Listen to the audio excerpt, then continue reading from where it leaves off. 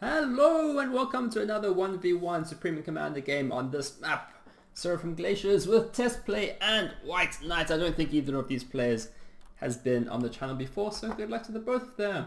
And generally, if you haven't been here before, this is basically where I criticize players who are much better at me at playing this game. Let's check the sounds. Are they okay? I thought they were. I think they are. The sounds generally have been acting a little bit odd in Supreme Commander lately, I've noticed. This is some ambitious P-Gen play. If you're new to this map, you need to get that air factory up quick sticks to try and claim the rest of the map. And there is a lot of reclaim on the map too, so you're going to need to build much more power than you typically would on another map. And TestPlay knows that. He's just going ham on these power generators. Ham is the thing that you describe when you do a thing a lot. I don't know what it has to do with the smoked pig meat, but there it is. White Knight doing similar things. Both of these players are in the top 100. One of them is somewhat more in the top 100 than the other. So yeah, TestPlay definitely the favorite to win this, but you never know. White Knight could do something interesting. Okay, so yeah, as I've said numerous times before, I just troll the vault for games which I think might seem like a good map and worth casting. If you have your own games that you think were interesting that are worth casting, or just somehow aware of another interesting game that interesting things happen in that would be good and exciting to watch, then please send them to me. You can find my email in the description. You can send the replays to IndefatigableMoose@gmail.com and that will happen. You don't have to be good. There are many ways to enjoy Supreme Commander. You don't have to be a top 100 player. And we respect all ways to enjoy playing this game. Growing the community is part of it. So yeah, if you have just interesting new ways, fun ways of playing the game, send them through. Okay, so what is happening here? We've got the Air Factory going down. Air Factory, you kind of have to go Air Factory second. I don't think you really have a choice if you want to be competitive on this map. Interesting placement there. Is that okay? It fits. It fits. I think. Is it adjacent? I'm not sure it is adjacent. It is adjacent. Okay, so the air factory is going up. Air transports will come out, and then interceptors are probably going to come out and try and raid those two. I should probably talk about the mass because there's a chunk of it. Hey, there's a chunk of it. There are these big ice chunks. I think White Knight has cleared most of them, but you just want to get your engineers, even on your own island, get them cleared up. Very common is to drop enemy forces over here on each other's vice versa maps to just try and raid these engineers. You can't really... The island is too big to have static defenses, so you really actually need a mobile force here later in the game to try and repel any cheeky drops. So here's the air transport going. He is probably going to try and land on these islands. So on this map, typically we should expect to see T2 air very quickly, and then we should expect to see T2 Navy. I think T2 Navy will win the game. You just have to get it over here or on your other opponent's side of the map, which is no easy feat, and in order to achieve that you're going to need all sorts of tricks to feed your economy bigger than your enemies and just have better raiding and air superiority. So it's for me, this map is a big eco fest. Just try and eco as hard as you can and try and limit your enemy as fast as you can, and then try and park a destroyer over here.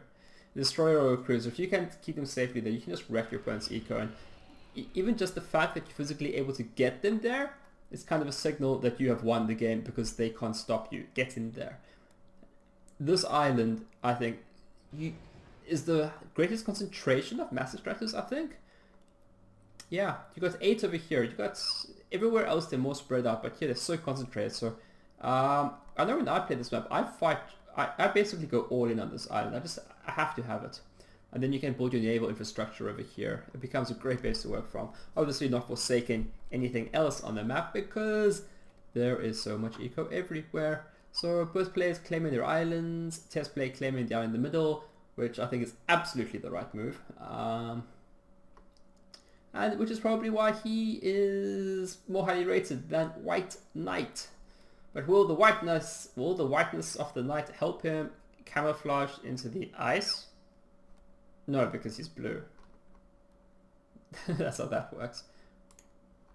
Doopy doopy, doopy doopy. Okay, so eco, eco, eco. Let's just have a look at the vision. TestPlay really has no idea what his opponent is doing. And I imagine exactly the same thing for White Knight. He's done slightly more scouting than TestPlay. I think TestPlay is probably just figuring out his opponent is doing what you expect him to be doing on this map. It's to be aggressive, to be too hostile ready at this point in the game, kind of just hurts you, even if you're successful. Just the time in transport and how much damage you can get done is really limited. Typically people leave their ACUs at this part of the map and don't really move him away from there. There's no real fighting or anything that he can relatively safely secure. So rather just keep him here, keep him building, and then he can guard these mass extractors with his big ass gun. And I imagine White Knight is doing exactly the same thing over here, and indeed he is. There's very little utility moving him anywhere else. The walk is too long, he's too vulnerable, and there's just a lot of good stuff to protect over here. Okay, so, White Knight's coming from the middle of the island, but it is too late. It's just too late. There's really nothing else to say about it. You're dropping 2 engineers. 1 engineer gets to be safe on the transport, but these 2 engineers are going to be forfeit. They're going to very optimistically try and build a house, which is apparently what Seraphim T1 PD is called. Who knew? I didn't. The things you learned though. So that was can only be described as a gross failure of a landing, but you gotta try. TestPlay ignoring this island over here. Well, I guess not ignoring, just walking engineer instead of dropping it. Maybe you could say that's a little lazy, but maybe at the same time, TestPlay seems to have this covered as well. He's got a drop coming in over here. What is it? It's just engineer, so he's not going to want to land in a PD.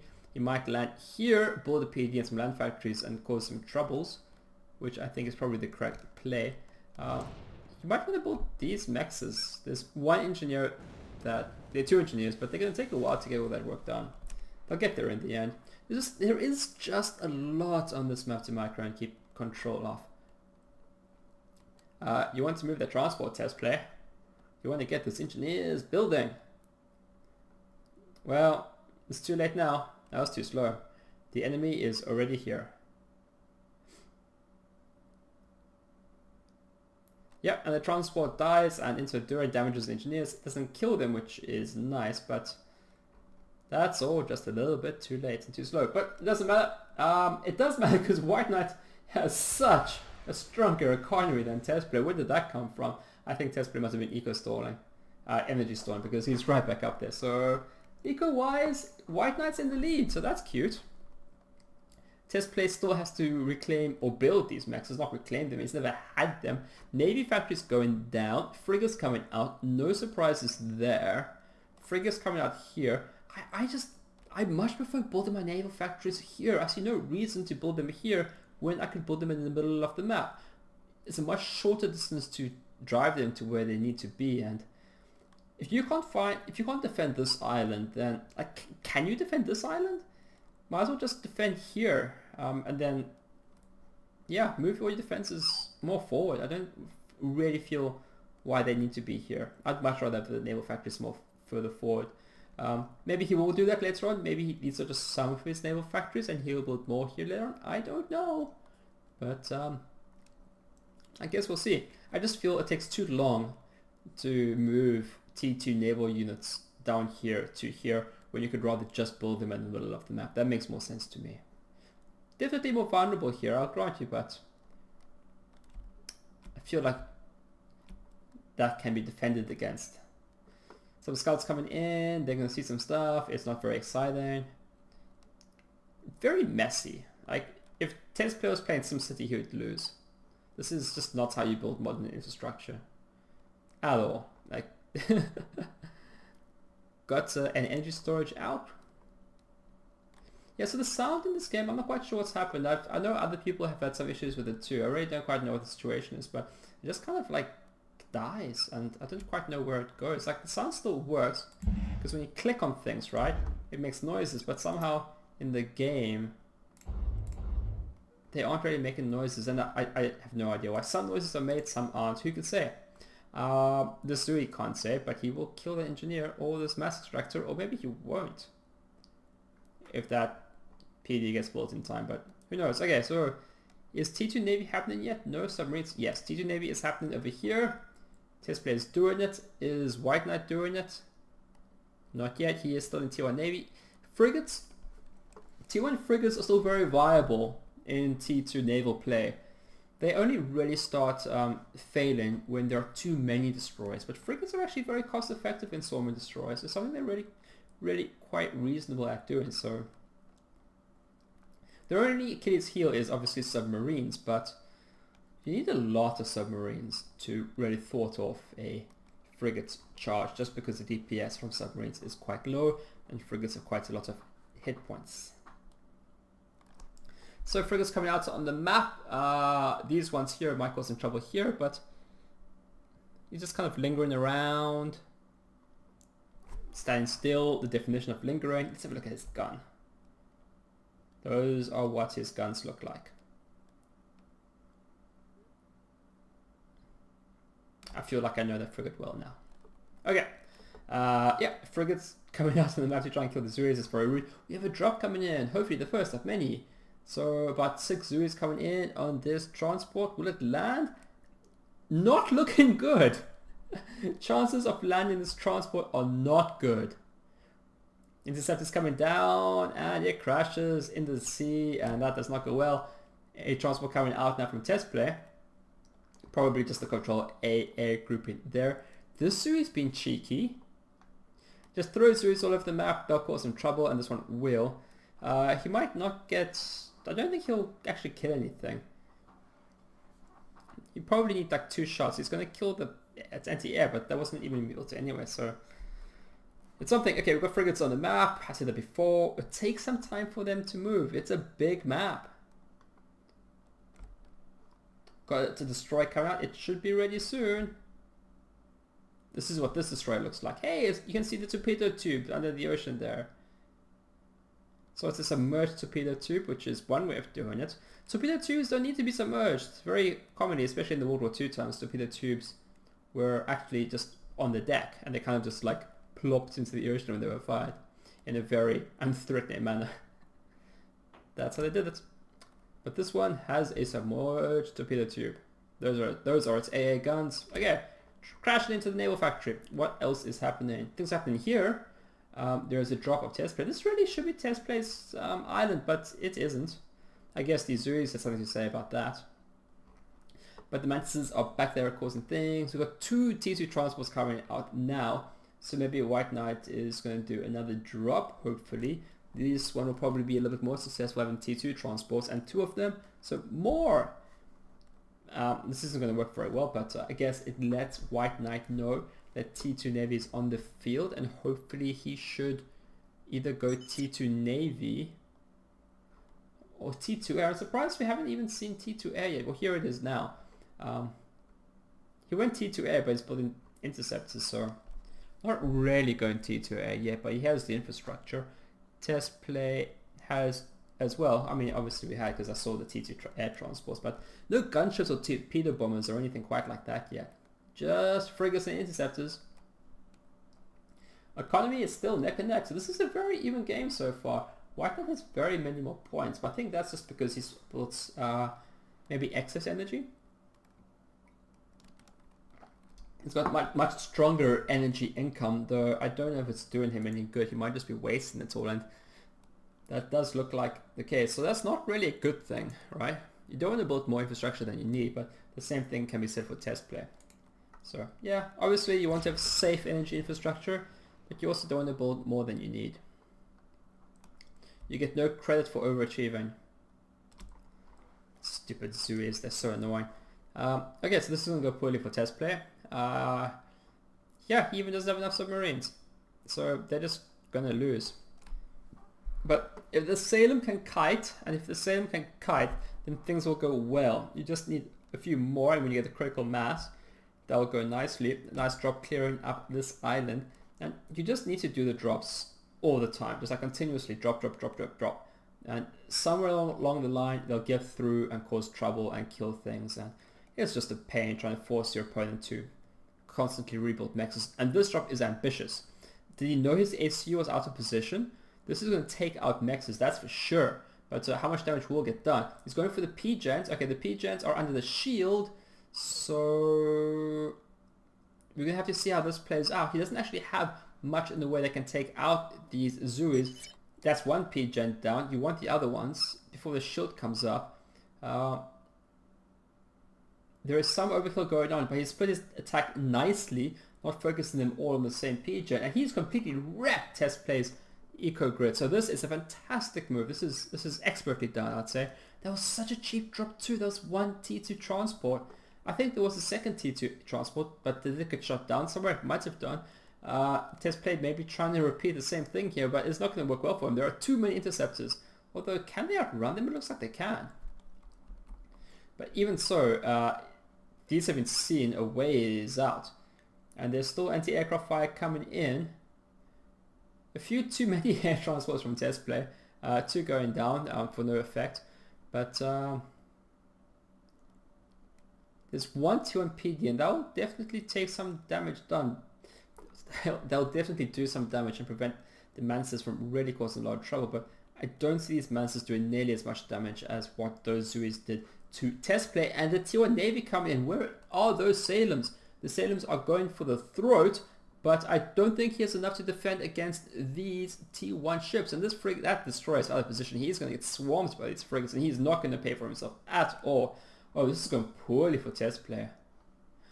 He just got, I hate to say this, but he just got outplayed. He's out of position. This Navy needs to be at home. And more drops coming in from White Knight. So TestPlay, definitely the favorite. White Knight the underdog, but he is not playing like an underdog at all. He has this game by the throat, and he is not letting go. This is fantastic play from White Knight. I'm very pleased. Yeah, TestPlay's in some serious situation. There are submarines out. He can't stay in the ocean. He can't go on the land either. So I think this is going to be GG. He can't lose that destroyer, and I think he will. There are just too many frigates here. Can he micro this somehow to stay alive? I don't think he has enough DPS here. White Knight's going for the naval factory. I think he should have rather focused these destroyers. These destroyers are no health at all. There's no way this is going to go well for TestPlay. This is the end of the game, because if it's not, it should be. His T2 mexes are going down. Zui's in the main base. I'm going for the P-gens next. And TestPlay tried to do the same thing over here, but it just didn't work. It cleared out some mexes, but it's not enough. He's got this Navy just over the map, but he has lost so much. I can't imagine him coming back from this. If White Knight had a few submarines, he could just be on this ACU, and even with these submarines that he has, I think he should stay put. He should just torpedoing this ACU until it's either dead or forced out of the water. Maybe he's still concerned about this naval harassment, but I mean, yeah, clear it up. It's not like his opponent can build any more navy. Another drop. White Knight just not giving up. He wants this game, and I think he'll get it. TestPlay not that far, actually ahead in economy, so that's interesting. Must just have more T2 mexes over the map. Despite this harassment, TestPlay still has an eco lead, so how is this going to play out? Surely he'll lose some of this infrastructure here. I kind of feel his only chance is to go torpedo bombers, but that's a losing proposition. Torpedo bombers trade poorly against Navy if there's anything like a cruiser lurking around, and White Knight has the interceptors to really deal with any kind of harassment. So at this point, I think the game is definitely White Knight's to lose, even though eco-wise it's still so close. It's remarkable. So where is TestPlay getting all the eco from? I think let's count T2 maxes, because that's a fun game. That is, it should tell me the number there, but it doesn't. But that's how many he has. He has 4, 8, 12. And White Knight has 6, 7, 8, 9, 10, 11, 12. White Knight has more. So there it is. More drops coming through. Absolutely relentless. Ton of air factories going down. TestPlay realizing that he needs air superiority and is probably going to need T2 naval bombers. Mind you, gunships will work just as fine against these frigates. But he needs a plan, and he needs one quick.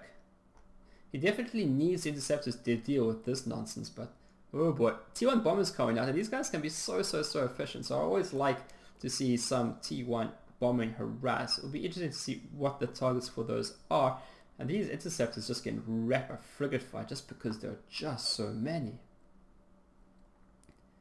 Okay, here comes the T2 Navy factory. I think that's a torpedo bomber. But as soon as that torp bomber shows its face, these interceptors are going to come into play. I would like White Knight to start building the odd cruiser. He must realize that the only chance that TestPlay has is air power, right? And that's what cruisers protect against. More drops coming through. White Knight is relentless. I would not like to be playing against White Knight. This is annoying. Just drop after drop after drop. this air factory just gets... The fighters get killed as soon as they're produced. It is just hate in life. Oh my. As soon as the destroyers get here, I'm not really sure what TestPlay's response is. More drops. Like, is this even necessary anymore? Your opponent just keep kicking him when he's down. So, again, White Knight really putting ahead in economy now. Trying to think of ways, like how does TestPlay not lose this game? If he is able to gain air superiority, but yeah, there's the cruiser. The cruiser is out. If he's able to claim air superiority, clear up this navy, get the reclaim, like that's a lot of ifs, and definitely feels like too many. And then what does he do? Okay, he basically is then equal with his opponent, who probably has more tricks to play. So we've got like 6. Where are these torp bombers going to go? Alternatively, he can try and go for a snipe, but he has to know where his opponent's ACU is and then somehow get like 30 torpedo bombers to strike at the same time. That seems like a tall order. Got gunships coming in from White Knight. I'm not sure if they're necessary. Is he going for the ACU kill? I would expect them to be going for this navy over here, and it looks like they are. Oh, that's cheeky. White Knight's even here coming to get the reclaim, so even if TestPlay wins the battle here and is able to clear up the navy, he's still going to lose so much. Or he's not going to be able to get the reclaim field, and does he even have enough torpedo bombers? With so many frigates, they're actually going to do a lot of damage to these torpedo bombers, so it's... I don't know if he's going to have enough. I wonder if Medusas might be a little bit effective. Park a few Medusas here, kill some frigates, that might work.